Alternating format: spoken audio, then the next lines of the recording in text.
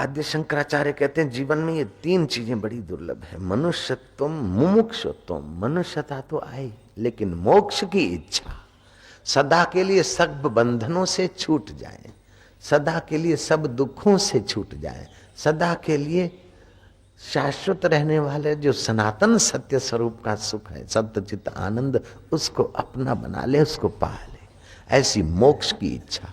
मनुष्यता आ गई और मोक्ष की इच्छा नहीं रही तो आदमी समाज में अच्छा दिखेगा, सज्जन दिखेगा, और उसको अंतःकरण में मैं अच्छा हूं, मैं सज्जन हूं, ये भूत घुस जाएगा। अगर मोक्ष की इच्छा नहीं है तो सज्जनता का भी भूत घुसा रहता है।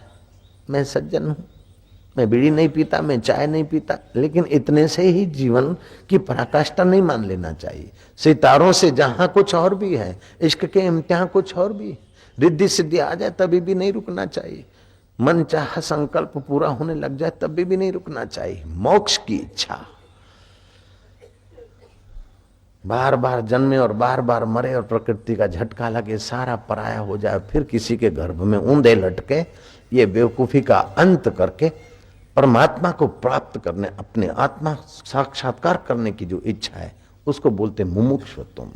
सारे बंधनों से सदा के लिए छूट जाने की जो प्यास है उसे बोलते मुमुक्षुत्वम। कुछ तो मनुष्य होते, कुछ सज्जन होते, कुछ कुछ होते हैं, विलासी भोगी और निंदकों की निगरों की तो बात ही नहीं है।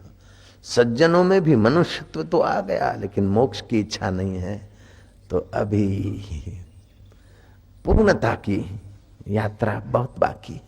मुमुक्षुत्वम, मोक्ष की इच्छा भी आ गई, मनुष्यता भी हो गई, लेकिन महापुरुष का संशय नहीं मिला, सानिध्य नहीं मिला, तो मन माना साधन करते करते संशय के साथ, कुछ श्रद्धा, कुछ संशय, कुछ सज्जनता, कुछ दुष्टता, ऐसा चलते चलते जमा उधार करते करते जीवन पूरा हो जाएगा।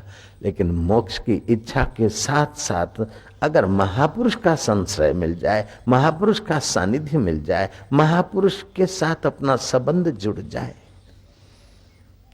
जड़ चीजों का संबंध महापुरुष के साथ जुड़ता है तो वो जड़ चीजें भी पूजनीय हो जाती।